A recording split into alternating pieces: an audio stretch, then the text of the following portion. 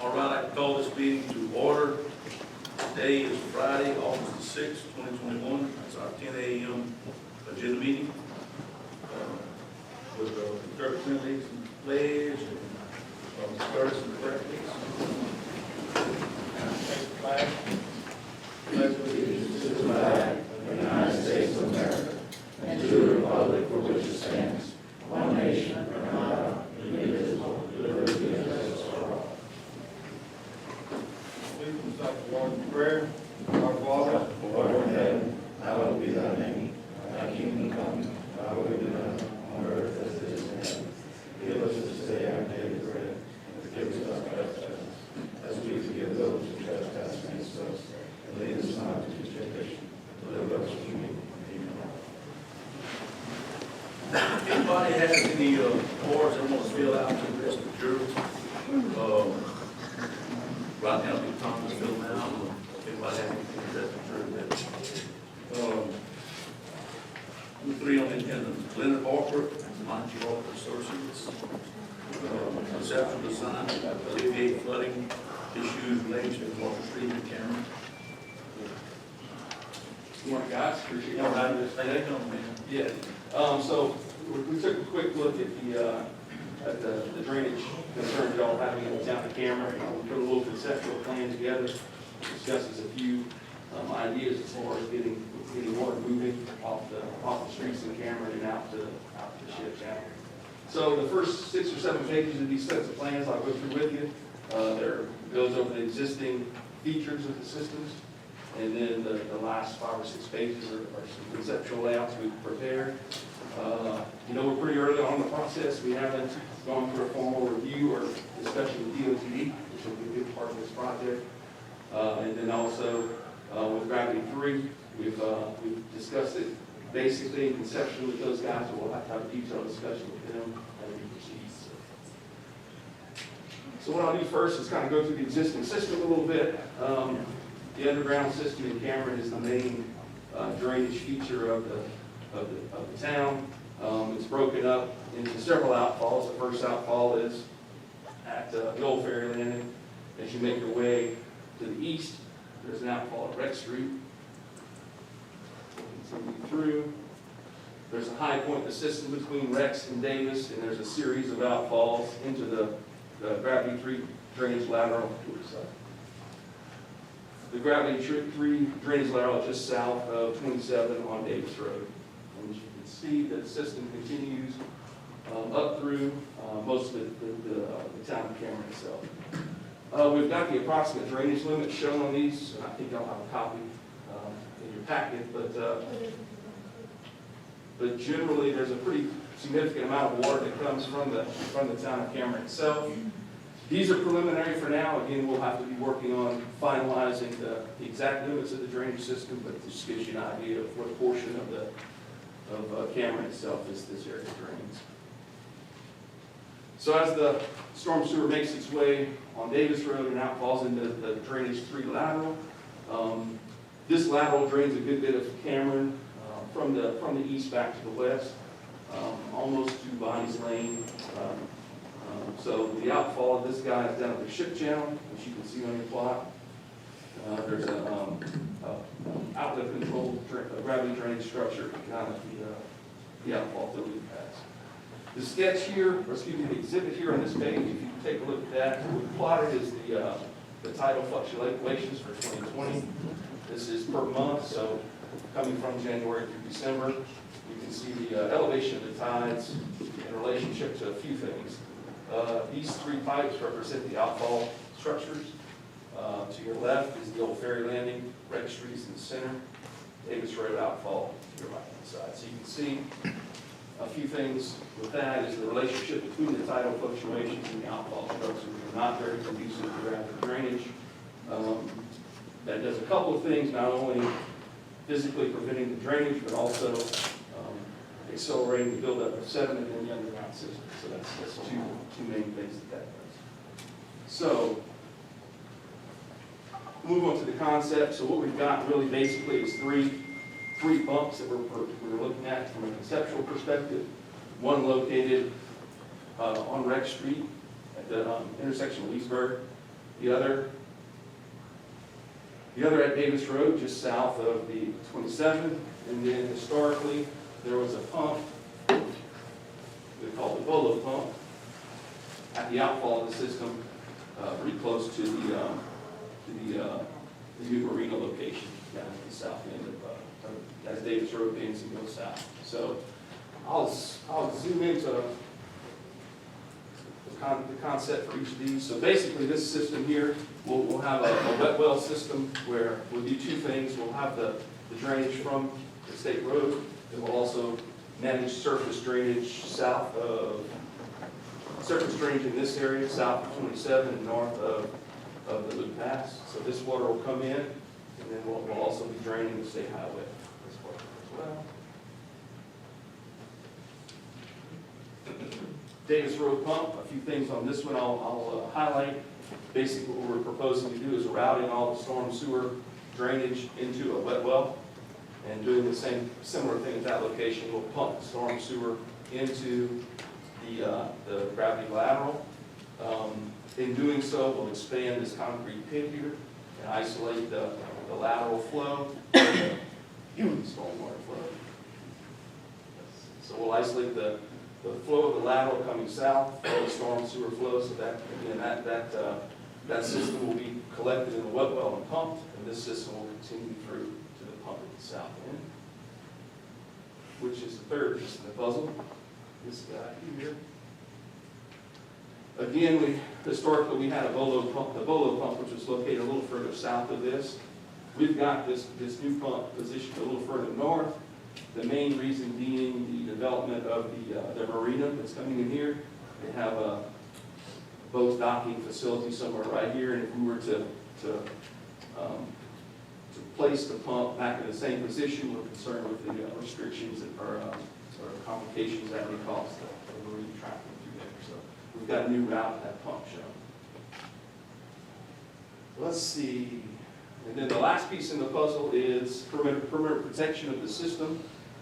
With the tidal fluctuations, one problem concern the parish has is protecting this property back in here. So on a typical tidal fluctuation, some of these areas are well below an elevation of +3, and they're labeled here in orange. So the orange stretches here are approximately 3 foot or below. The cyan or blue, the light blue color is at 3.5 or below, and then the red represents anything that's 4 foot and below. So, you know, we can decide on what level of perimeter protection is appropriate. Again, this is 2020 tidal data on this chart here, so you can see the fluctuation with respect to each of those respective berm elevations, whether it be 3, 3.5, 4. You know, in addition to the 2020 tides, there's a perspective for tidal increase to continue with sea level rise, so that's one consideration we should have in the planning of our elevations. So that's what I have. Happy to take any questions. So you just in the early stages. Yes, sir, that's correct. The concept seems logical. One way to keep the water out of the dam. Yeah, what we're doing is trying to isolate the water from the road from the marsh. In other words, so we ain't worried about the marsh coming in on the road, the way the system is. Right. One question I have is, I'm assuming a lot of that's going to have to be permitted. That's correct. What can we do now? What portion of this can we do without permits? We have existing drainage. The levee part, I think we would do without permitting, because it's not wetland, so we can start trying to stop some of that water from coming in on us. So we can Start on that. And there's, we're talking, we're thinking maybe get some of that material from Kiewit out there, maybe we just have to make a truck, put it on the bank there, raise that. What are you talking about putting this levee in? like on my property, I already have it, it's just a couple of spots I got fixed, but T-Boys got some in windows. You talking about that little bit levee you have on yours? Just- But it's stopping the water. Yeah, it's enough, because I've done seen that whole east side flood this past year just from high water. That's what we're trying to stop that. We agree. What's you, your concept with the earthen dam, levee or? Well, most of the loop pass through here is not terribly low, you know, like I said, everything in orange here is at a 3 or lower, so, you know, we're not talking about a very large structure, we don't think. You know, if we go up to 4 everywhere, it's gonna obviously be a little larger in the lower lying areas, but you know, it's not gonna be as substantial. I don't think it's gonna, you know, something low enough to not impact the day-to-day operations of the owners on the loop. So, Probably wouldn't take a whole lot of fuel to get to that. I don't think so, you know, we can run some preliminary numbers and figure out, you know, where that's gonna be based on what level of protection we're looking at, so. Did I miss, what size pumps you talking about? We don't know yet, you know, we're gonna be working with DOTD and with that process, you know, it'll be a permit through those guys, and so it impacts their system, we'll have to follow their guidelines as far as the size of the pumps. What would we be for a permit?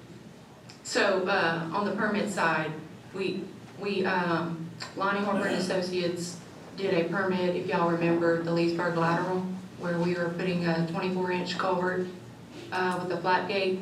And so, once we started meeting and talking about this design, I reached out to Office of Coastal Management under that permit review, because that permit is still not authorized by them. So, since all of this concept is related to the same issue that we're trying to alleviate from Leesburg, I asked if they would consider all of this design to be included in that permit application. So they were in agreement with that. DOTD just emailed a couple days ago that they were in agreement as well. So, but again, like Leonard said, this is conceptual. It's very early in the game. But that should help expedite the permit.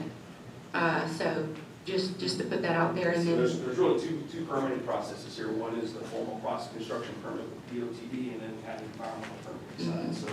So they sort of work hand in hand. We'll have to begin the process of the DOTD permitting in addition to the environmental permit. Because we have an existing facility, it should be easier to permit than a new facility, correct? So it should expedite.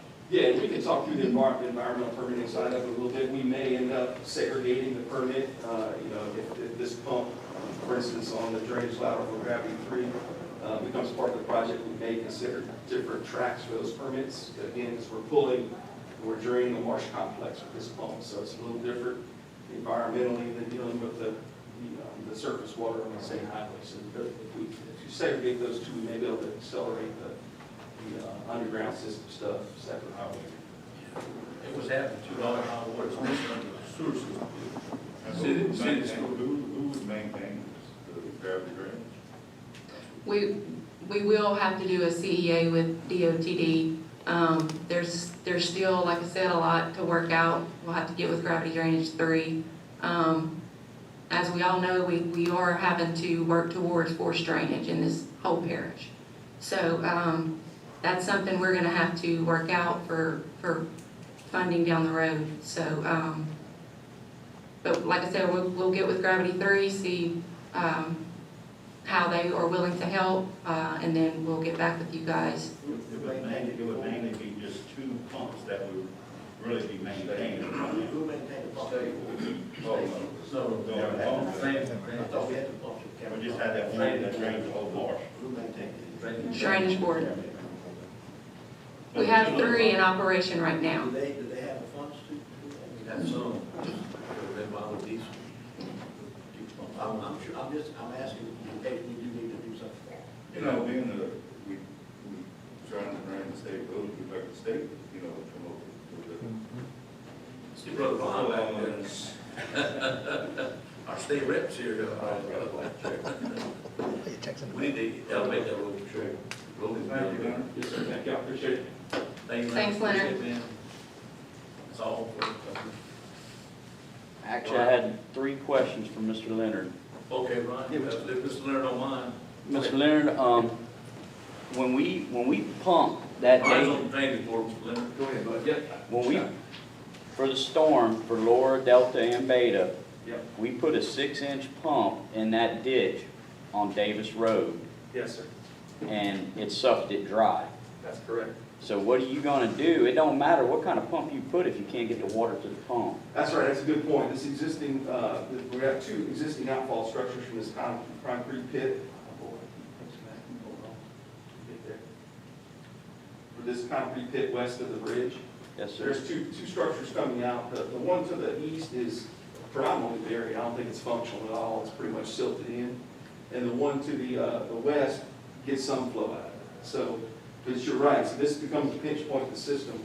What we're proposing to do is expanding this pit is gonna allow us to do two things. We're gonna be isolating the storm system, like I mentioned, and pumping.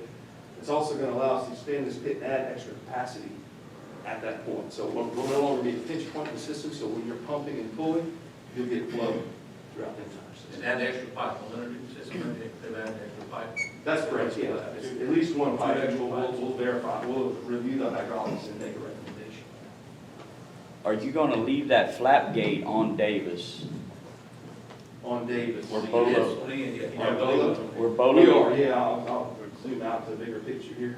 So, yeah, that pump we're proposing is gonna be just south of that concrete bridge on Davis. Right. And that gravity system will stay the way it is. Okay. We won't mess with that, it'll continue to function. And this is just conceptual. Have you guys taken into account that these laterals are all communicating with that pipeline all blown out? We will do that as we move along. We'll evaluate the watershed that's draining ultimately through this lateral and into this pump. So that'll be Because part of the. we chased our tails with CPRA. It's like, oh, we're pumping over here, but it's like, yeah, but you're pulling all this water. And then we were just putting the pumps back and forth and it wasn't doing nothing because the laterals were communicating. Yeah, we'll meet with y'all at the upcoming meeting. We'll share all where we're at on that with y'all to make sure we're on the same page.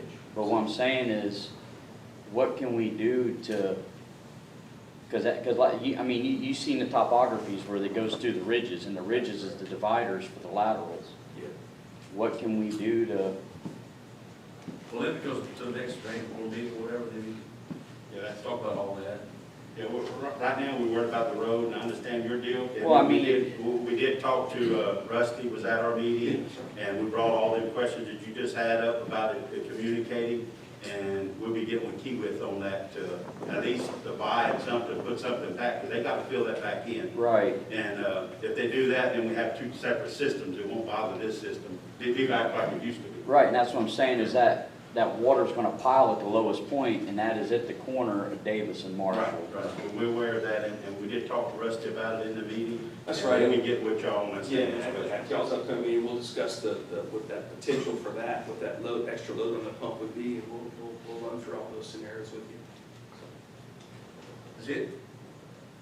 Well, so I guess if you guys are in agreement with this as a project that you would like us to pursue, we would want to do an add-on and grant authority to execute a time and material contract with Lonnie Harper to start designing and permitting this project.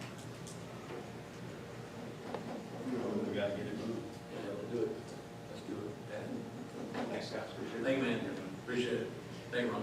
Thank you. Okay. 4, review agenda. I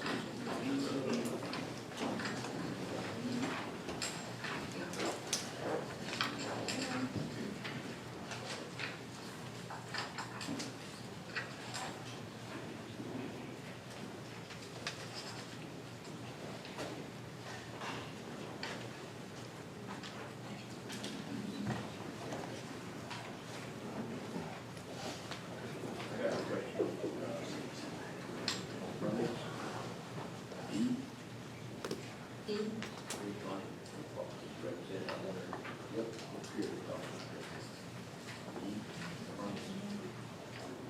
The pier, that's on Deep Bayou Road. They demoed it and then reconstructed their dock. Leonard, Am I supposed to talk about that? I just asked a question. There's actually, I think there was a EC we had that built the dock over on Deep Bayou Road on some crane property. We're having, the permit is to actually remove the dock, so it's to pull it out from. They're not gonna put it back. No, it's not gonna go inside there. We're having to pull it out. So it was built kind of permit basically, so we're having to pull it out. That's what the permit is, just demo the dock. Yeah, it said replacement and construction. So basically, technically, it's for the placement of the dock and the removal of the dock off the property. It's something somebody's built. Yeah, one of our tenants that we had leasing that property over there built it without our knowledge. So Kara, Lieutenant Department of Transportation is, Hackberry, the Eleanor Bridge. Yeah, Mr. Curtis, I think most of this has been probably already completed under their emergency use authorization. So as I said before, if you do an EUA, you have to follow up with a full permit application. But why are we doing that? That's not temporary. No, I just bring in before the board all the coastal use permit applications and the EUAs for y'all's comments or any comments you have or, so, but most of this work has already been completed. Right.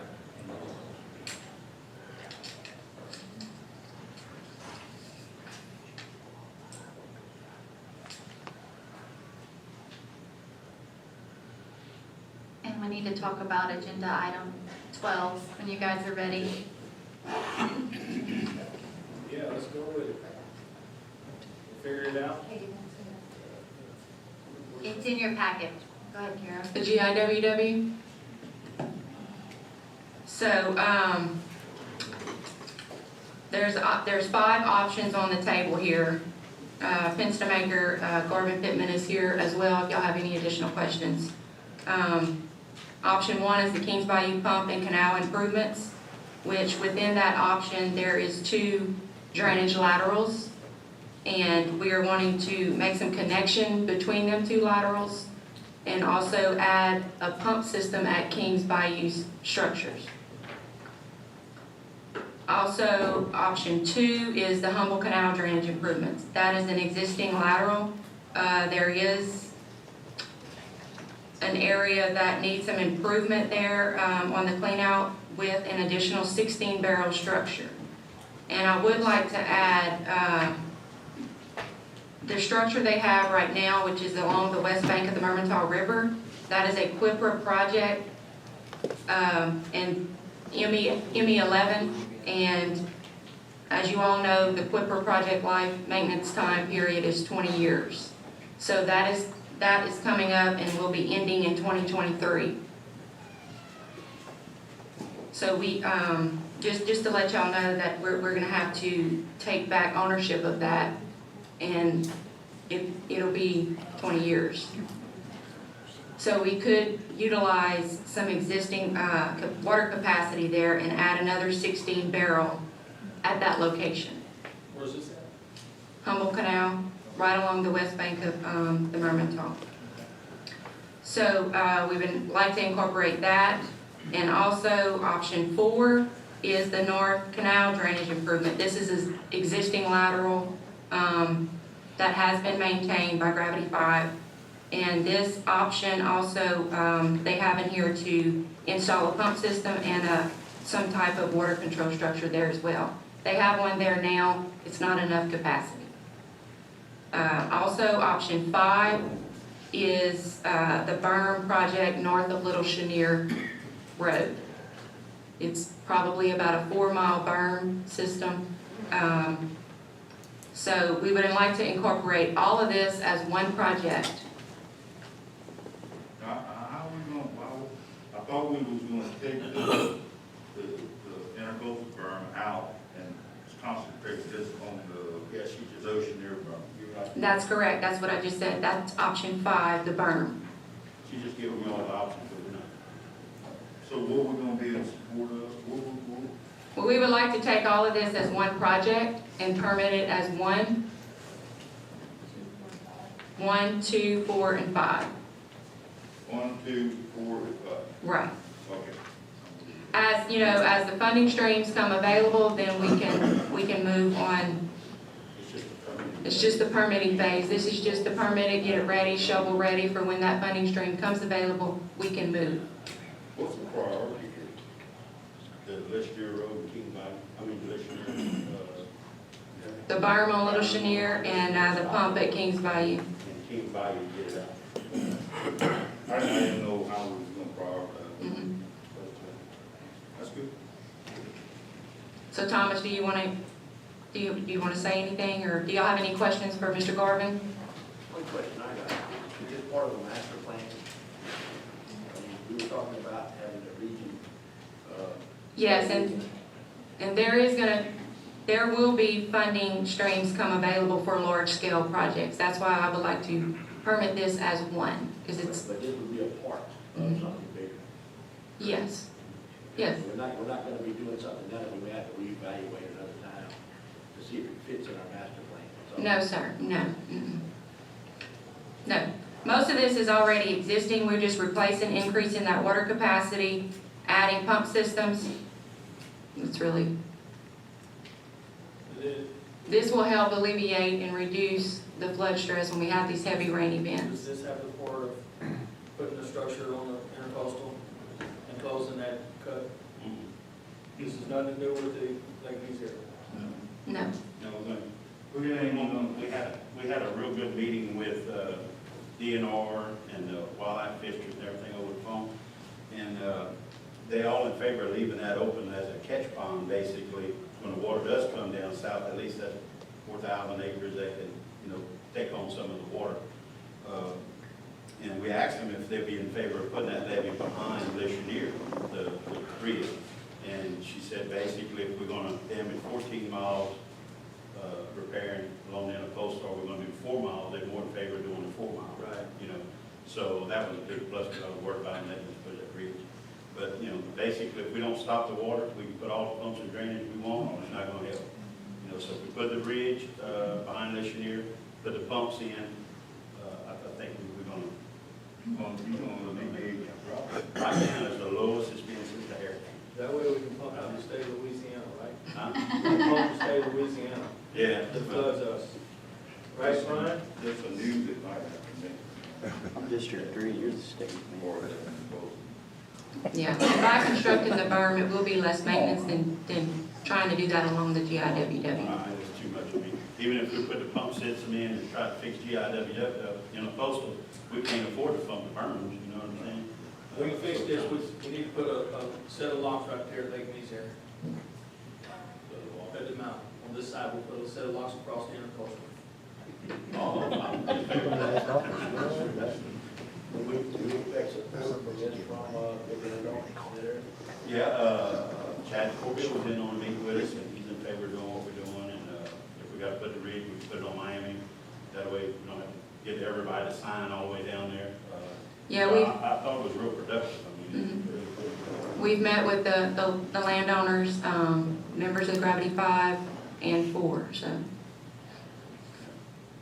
Looks like The only increased cost you may have is some mitigation, but we're gonna do our very best to prove that we are, the benefit outweighs the impacts.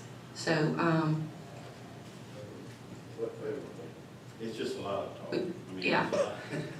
Because we are improving the wetlands. I mean, the whole project is improving the wetlands. We have to show that. You gotta show We it. have to show to get the permit and get them behind us that this outweighs the damage. What we're doing. So This is part of the permit process. through the operations plan, we can show that it'll benefit the marsh.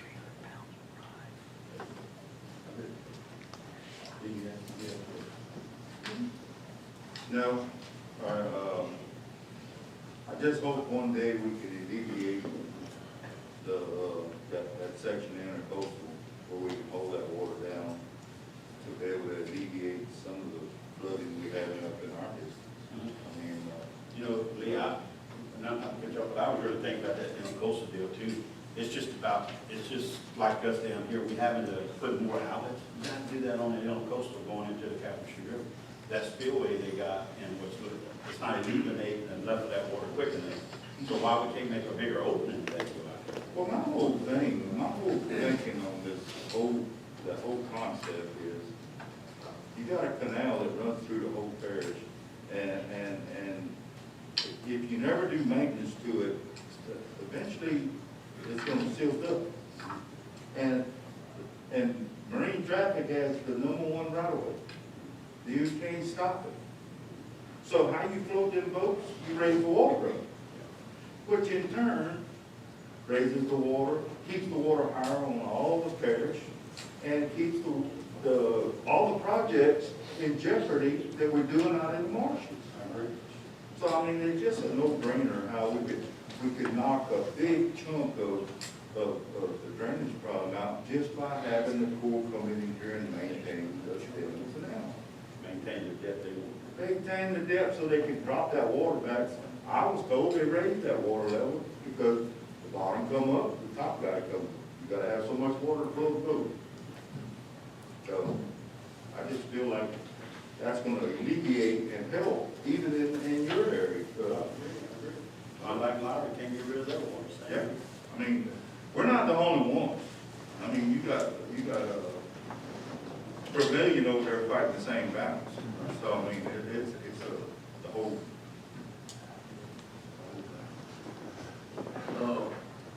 We got one more, before we go that forward, how about, I'm still getting phone calls on where we at on casket retrieval, and, the bodies that have been found, you know, they're still, and then trucks, I haven't heard anything about Didi. I mean, he's still in one of the trucks, trailers over there. I mean, when can we get the people that they know located, when can we get them and put them back in the graves? We'll have to talk to the cemetery task force, that's Ryan Cedarman. I'll see if I can get an update from him. I'll call him after this meeting and we can maybe update you guys this Got some afternoon. more calls yesterday about where their family members have been found, where their bodies at, or still looking, or what's going on. Now, you did, with the state funds that Representative Loyock had allocated to us, we did hire that private contractor, helicopter search contractor, and he did fly, I think, last week. Oh, really? And- Okay. And they're supposed to be flying and trying to identify anything else and coordinating. He's coordinating with Ryan Cedarman, with the latitude, and Patrick with Marshland Equipment Rentals is supposed to be still on contract standby to pick anything up that they were able to identify. So you don't know yet if they've identified any, found any, since that flew in last week? They were supposed to fly last week. But I'll see what the schedule is, and I'll update you this afternoon. I'll call him. Okay. Thank you, man, sounds good. Ross, you got a cord? You got something? Emily, where we stand on Gulf Community? We actually ordered the carpet cleaner I had requested from y'all the other day. We ordered it Monday. It's supposed to, they're gonna let me know in about a week when it's gonna be here. They're going through it before they deliver it. One of them, one of the older ones, we're still having problems with it. We're having to order some more parts for it. And the third one, we got it out the shop this past, last week. So we have that one working as of right now. So we have one. Okay. Because I know I got several of them in my area that really needs some attention. Yes, sir. Like that. So first chance we get, I really like to get it over there. Yes, sir. They're supposed to be, I think, calling Alex the day before they deliver to get it down here. Okay, thank you. You will. Our fire station rebuilds, we're gonna have an update on that next month or? They're gonna go out for bid next month. Whenever, they'll be up for y'all to see, you know, the specs and everything to be ready to go. We have a meeting with the new fire board on Thursday with the architect to go over all the ones that need to be rebuilt down here.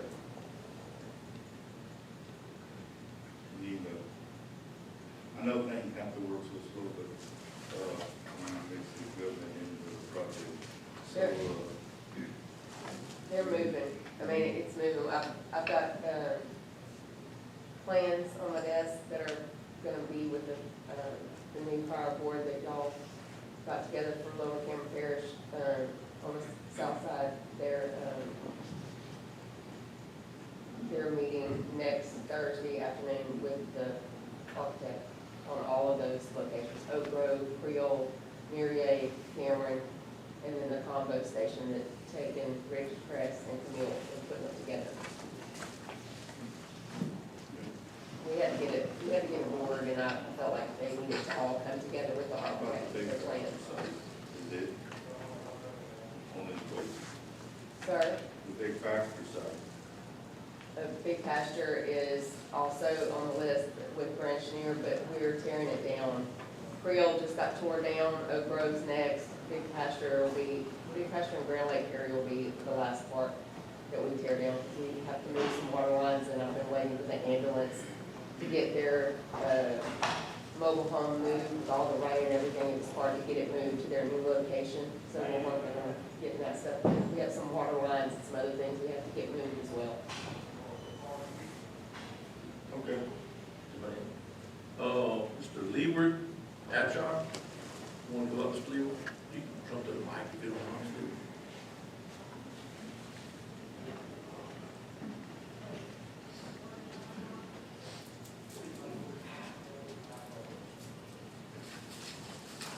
I had a phone call about 2 months ago, and it was some guy from the Chamber of Commerce in Texas. And he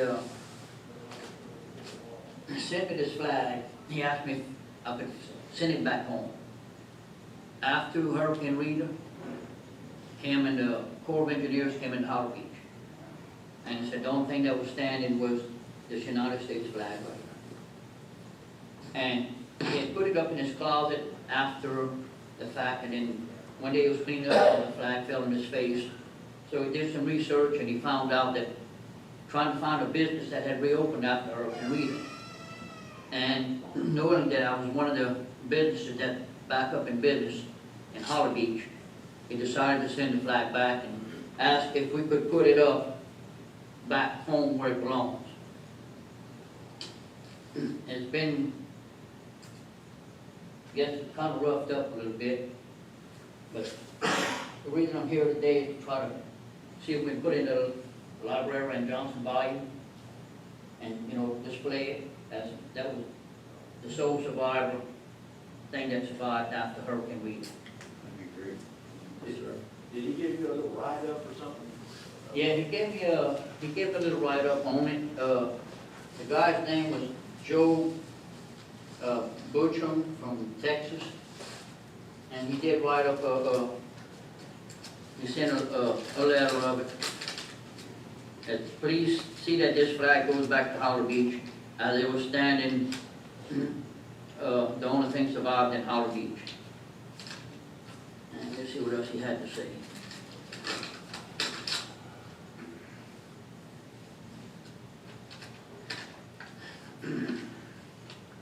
Said, my name is Joe Butchum from Buchanan Lake, Texas. I was with the U.S. Coast Guard and doing surveys after Hurricane Rita and Katrina. We went in with the National Guard before any civilians were allowed. When we got to Hollow Beach, there was nothing standing besides a bunch of toilets and one long American flag flying proudly. Morals of the story is hang on to the commodes during a hurricane.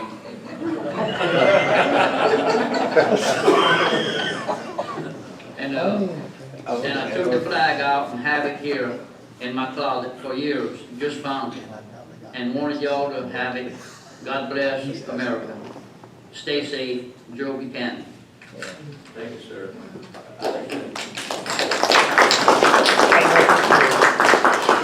Library, I think we put that in a nice display case.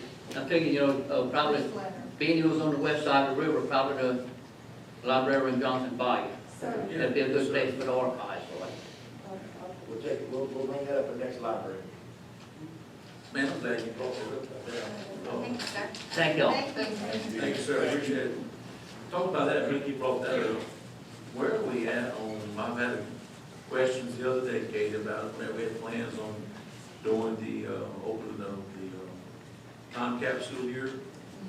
When, remember it was all, we had all the chairs, had everything rented, everything to do this. And We had to cancel our ceremony, and we were waiting for COVID conditions to lessen the restrictions, and it doesn't seem like that's ever going to happen.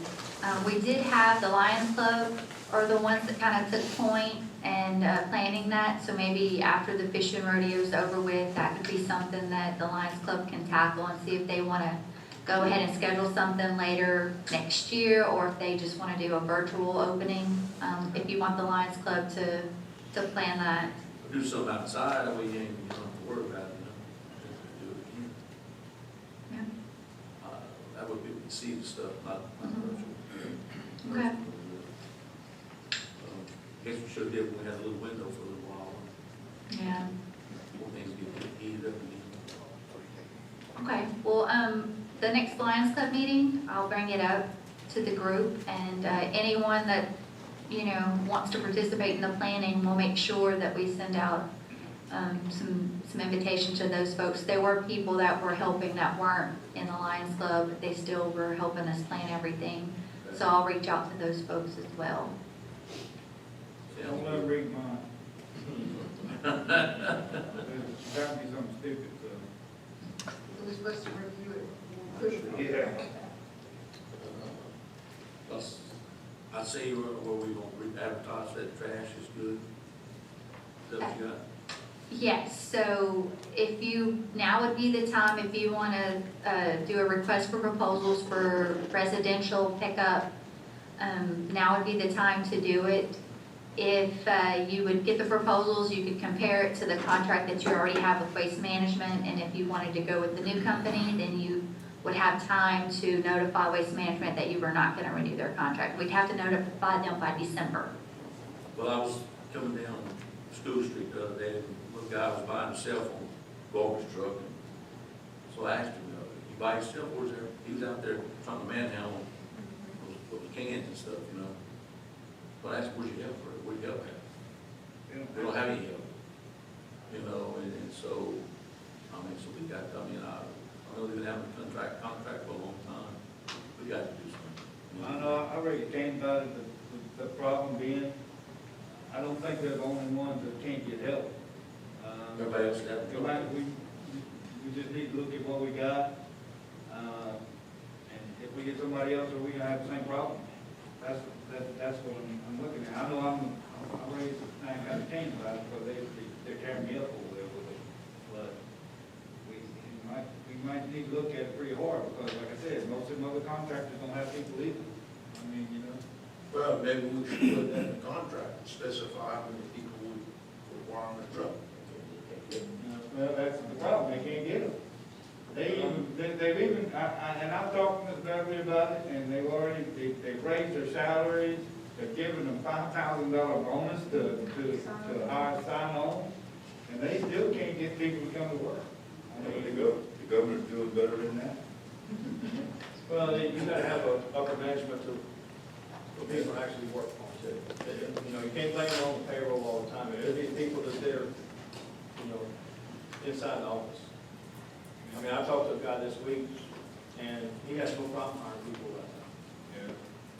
Yeah. The only thing my thoughts about is you gotta be careful, and you change something up, you're not quite sure what you're going to bid and replace. Well, I talked to some of them last time we was doing this, and nobody really wanted to bid on it unless they could get a 5-year deal. The 3-year deal doesn't pay out all the equipment they have to buy to do it, so they want a 5-year deal, not a 3, and that's what I run into. I don't think it'd be a problem as long as there was a clause in there stating if they screwed up, we'd get rid of them. Yeah. Yes, sir? Yeah, in my town, we switched to these garbage cans, so the garbage truck just comes up, the garbage truck's got an alarm and just dumps it. So the driver, there's one driver, there's no helpers. And I had a contractor fill one of them up with tile one time, and it was so heavy I could barely pull it to the road, and they had no problem dumping. Well, they've only got one truck left like that, and the other one burned up. But if you're going out for a contract, and you get a long enough contract, you can probably get somebody who can do that, and you don't have to worry about it later. All I'm saying is we need to be careful. Like I said, we might jump out of the heat into the fire. So. Can't get too much worse than where we're at now. Yeah, pretty bad. Now, this is residential, you talk about the roll-offs and everything, right, Katie? The whole parish, everything that they have a contract with now, not just the residential, but the dump sites, the roll-offs, Correct. the dumpsters that we have, before yours, Yeah, so everything. just a whole big for this whole thing. The only other option is to, and I'm sure Mr. Lee doesn't want to hear this, but I mean, you could buy your own garbage truck and hire your own garbage driver and require, Boy, that would be. I mean, so, That's a great idea. But hey, the trucks are new and We improved. just put Lee over there. Yeah, you won't have to ride on the back anymore. I mean, we did provide the Did my time on it, I can tell you that. Yeah, we did provide the canisters like Mr. Garvin was talking about, but we don't require them, and that's some of the problem is that we require Waste Management to dump both. Our parish provided canister and then anything else that's out there. So that might be, some of the problem might be self-inflicted, so I mean, you might get better service, but then you might alienate a few of your residents that don't want to use that one canister. I don't believe there's enough at that should have that. The picture. Number 12, is that That's what we spoke. different than we talking about? Can you name it something else? I mean, we can refer to it as something else, but it's a project that's funded with hazard mitigation funds, and if we change the project number, it might confuse the federal Well, funding the thing agency. is, when we make the motion, we can state the options that we have.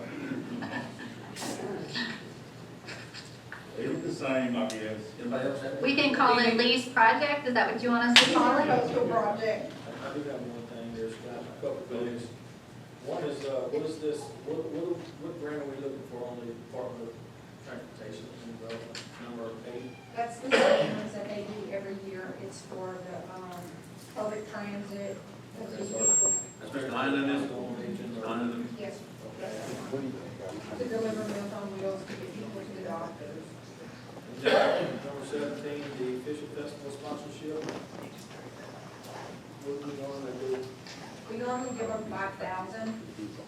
Now, all of our names are on everything because of all the kind of sponsorships that we've done, plus the allocation that we made to, repair. When we upgraded the building, that cost us, what, $30,000?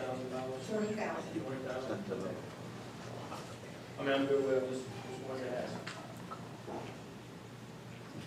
Anybody have anything else? Anybody anything else? We're good? They don't feel fine. Tom, yes, sir. Mr. Tom? So one add-on for Mary? Yes, I'm gonna go with that one together. Oh, do you, Mr. Coy's here? Who's that? Oh, hey, Coy. If you have any questions about our financial audit that was completed last month, he's prepared to go over it with you. The report's right there in front That's of what I us. said, I found the findings, it's all good.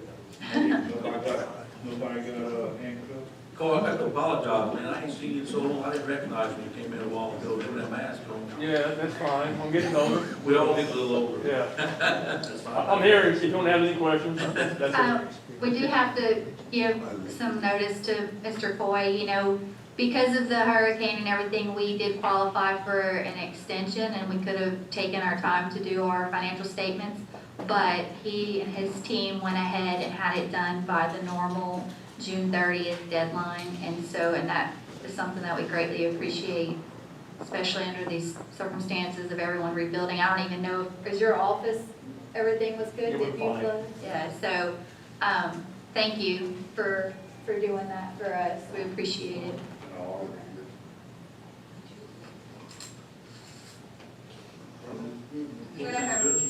Mary, you got something? We do have a finance meeting before our voting meeting, so Kayla will go through all your financial reports. But if there's anything for your audited financial statements from 2020, if you want him to go through anything, now would be the time to ask, because I don't think he's going to stick around for the finance meeting. But if you're good with 2020, I got a question before Mary's. Man, I noticed that boat launch out there. Look like you only put one, this looks pretty narrow, like you only launch like one boat at a time. 16-foot wide. Dang. That's it. And the main boat launch we had out there was what, probably about 30 or more? Maybe so much during the time, this one would be pulled up by them. Wow. We getting what we was offered. Yeah. I just thought the nose looked like it's like most pocket toys in there, as small as it is, so. And I can have a big deal of information this past week that the boat launch will not be opened up until they get the building finished. Is that gonna be modular, Brother Ron? They'll bring it in like they bring other stuff in modular? Come in, set it on top of piers? No, This is big, all steel wing, piece by piece. Things, everybody's asking about that boat. And they say they have it done by January. Which January? that was their initial timeline, yes, that they would, they have a very aggressive construction schedule. They are saying that they They're- should have the restaurant building and the parking lot ready by then. Yeah. They're having major issues right now, so. We will have a breaking ground ceremony, even though they technically broke ground and been doing foundation improvements. When they actually start constructing the steel, we're gonna have a ceremony at that point. So I'm hoping that'll be next month, but we'll have to see what Venture Global and Jessica say. Jessica Wickett is the project manager for that project. We did have another guy call in a couple days ago, who was really interested in looking at running and operating, so get more activity on it. Yep, we are still proactively seeking an operator. We're letting everyone submit proposals.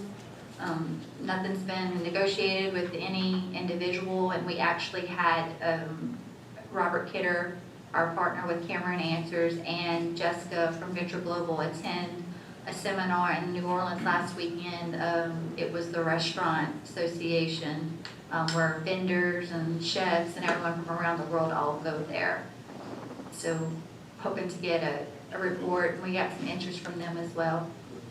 I think Lee's retired, he'd be good running that business over there. It's like a baseball field and I will build it in day shop. Where do we stand on the bridge cleanup? What's the last?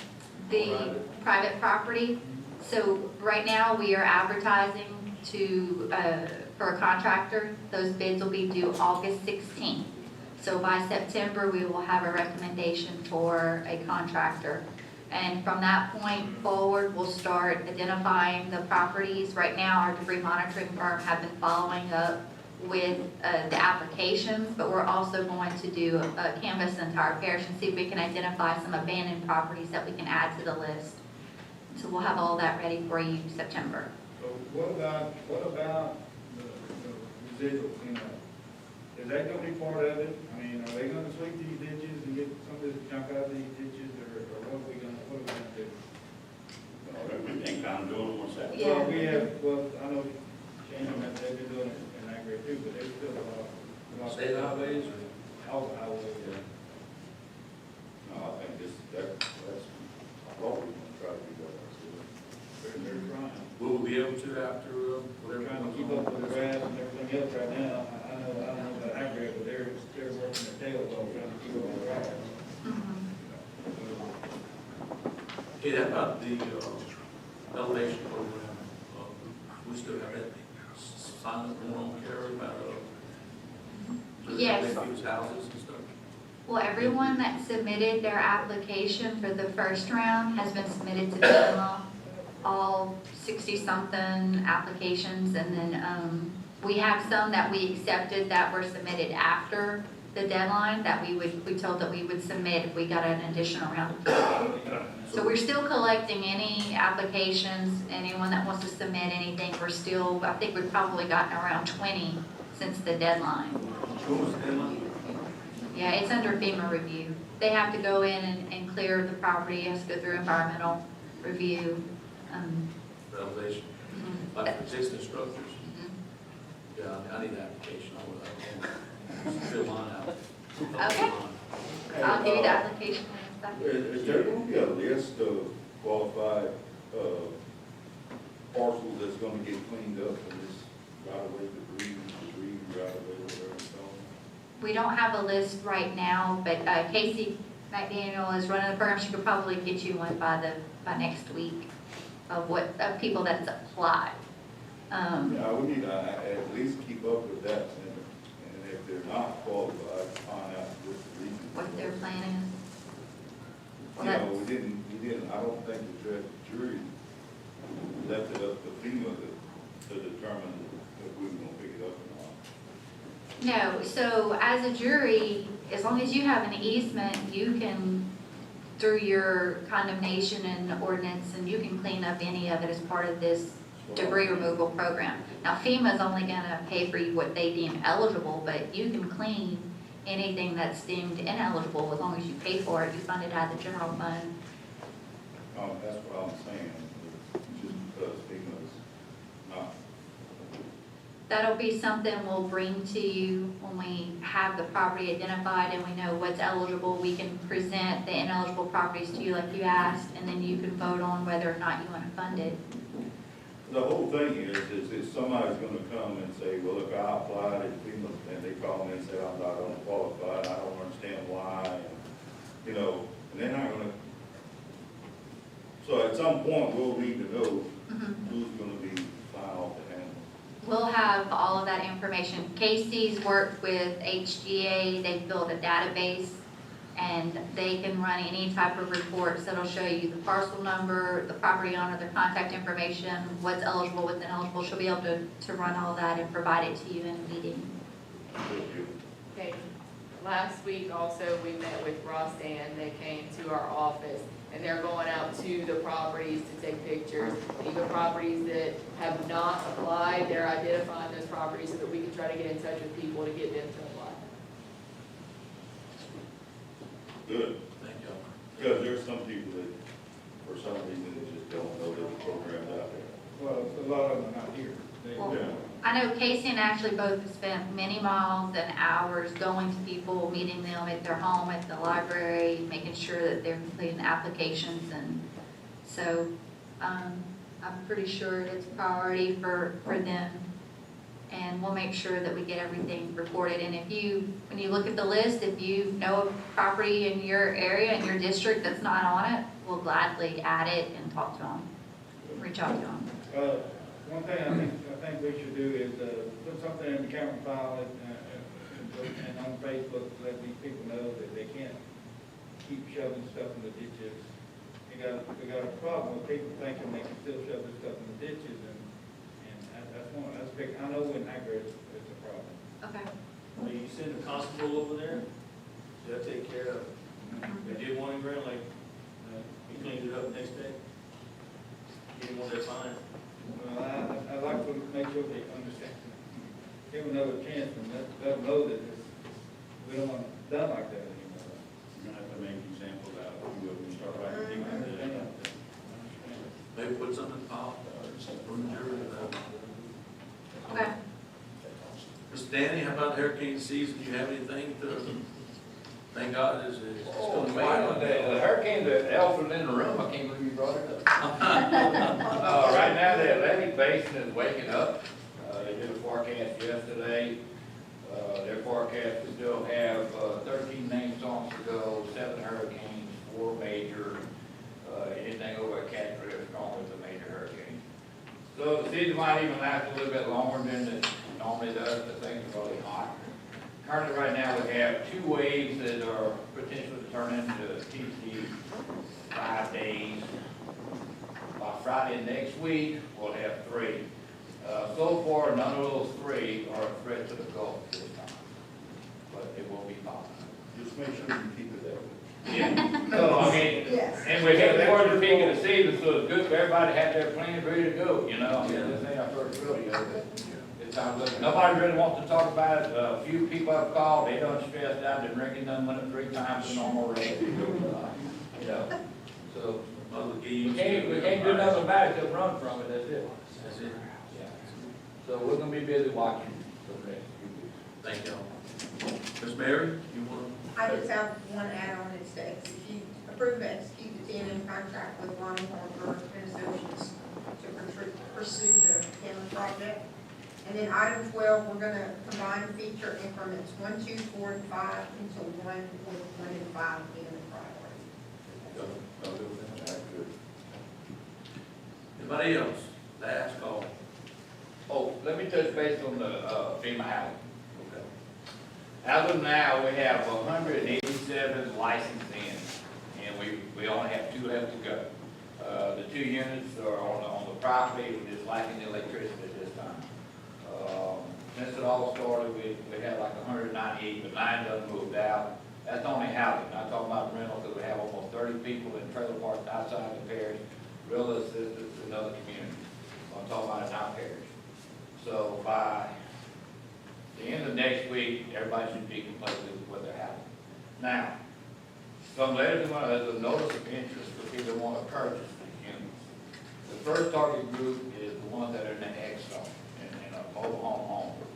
They will get a letter to the interested in purchasing. They're just trying to get a data on how much that people are buying. The second group will be the ones in the special flood hazard areas. They will be offered to see who's interested to buy their MHU in those areas. It has to be elevated, which they are, because we wouldn't allow it to go in there. So far, I think it counts like 46 in a special hazard area that would have the option to buy if they want to. The third is the travel trailers, RVs. They haven't made a decision on that. I don't know if they're going to sell them or not. It's still being in discussion with all the leadership of FEMA. So you got people that got travel trailers, more than they better buy them, tell them not at this time. They didn't say yes and they didn't say no. So that's where it's going. Now, the end of the disaster, 18 months, was falls in February. They're all confident that the disaster was going to get extended. So they're not going to come jerk these homes out in February.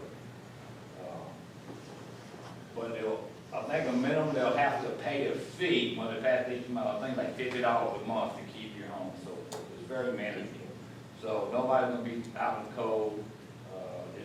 They might not even sell them in February. They might wait till it's over with, then you have the option to buy. So this kind of, that's what's coming down the pipe. So they are selling some now?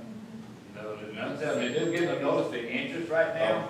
They want to see who's interested in buying them. I noticed in some, in Park by me, that they had moved out a couple of trailers that they. Yeah, they moved that, yes.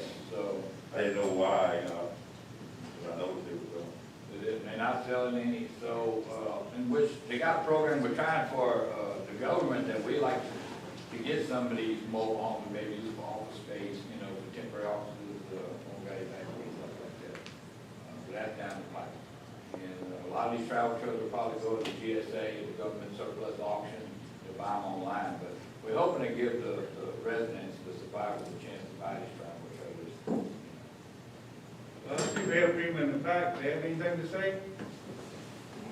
They're just here to monitor. Good. Everybody good?